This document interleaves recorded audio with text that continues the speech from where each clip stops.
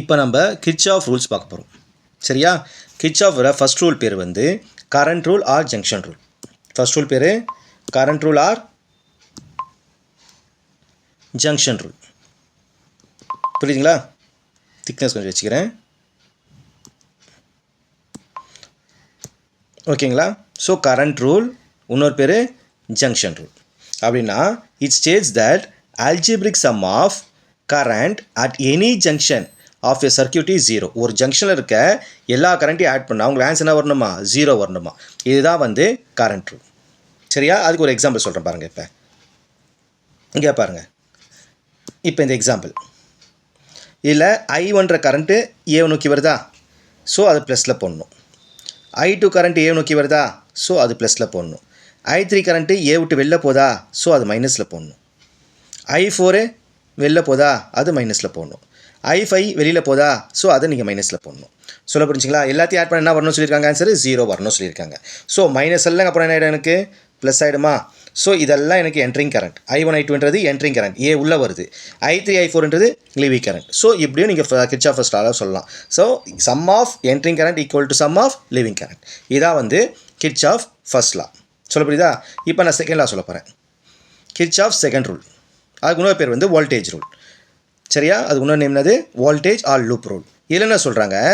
In a closed circuit, ஒரு closed சர்க்கியூட்டில் algebraic sum of product of current and resistance, ஒவ்வொரு சர்க்கியூட்டில் இருக்க கரண்ட்டையும் ரெசிஸ்டன்ஸையும் மல்லே பண்ணி நீங்கள் ஆட் பண்ணிங்கன்னா அது எதுக்கு ஈக்குவலாக வரணும்னா டோட்டல் இஎம்எஃப், அந்த சர்க்கியூட்டில் இருக்க இஎம்எஃப்க்கு ஈக்குவலாக வரும் அப்படின்னு சொல்கிறாங்க. இதான் வந்து செகண்ட் லா. சொல்ல புரியுதுங்களா? ஒரு சர்க்கியூட்டில் இருக்க எல்லா கரண்ட் ரெசிஸ்டன்ஸும் மல்லே பண்ணி ஆட் பண்ணணும். ஆட் பண்ணதுக்கு எதுக்கு ஈக்குவலாக வரணும்? அந்த சர்க்கியூட்டில் இருக்க இஎம்எஃப்க்கு ஈக்குவலாக வரணும். இதான் வந்து கிர்ச்சாஃப் செகண்ட் ரூல். இன்னொரு பேர் வோல்டேஜ் ரூல் இல்லை லூப் ரூல். இதுக்கு ஒரு நான் எக்ஸாம்பிள் சொல்கிறேன் பாருங்கள். இப்போ எக்ஸாம்பிள் 2.1 பாருங்கள். 2.21. ஸோ இதில் என்ன கொடுத்துருக்கான் பாருங்கள். ஃபஸ்ட்டு EACE எங்கே இருக்குது பாருங்கள்? EACE இதை நான் எடுத்துக்கிறேன். சரியா? எடுத்தேன்னா எனக்கு என்ன ஆன்சர் வருது? I1 கரண்ட் இருக்கா? I1 ஒன்று இருக்குது, R1 இருக்குது. ஸோ I1 R1 மல்லே பண்ண ப்ராடக்ட் பண்ண சொல்கிறான். ப்ராடக்ட் பண்ணியாச்சா? அதான் I1 R1. அடுத்து என்ன இருக்குது? எனக்கு I2 R2 இருக்கா? So I2 R2. அடுத்து என்ன இருக்குது? I3 R இருக்கா? So I3 R3. ஸோ மூணு சர்க்கியூட் இருக்குது. அதில் மூணுத்தையும் மல்லே பண்ணிட்டேன், ஆட் பண்ணிட்டேன். ஆட் பண்ணால் அந்த சர்க்கியூட்டில் என்ன இஎம்எஃப் இருக்குன்னு பாருங்கள்.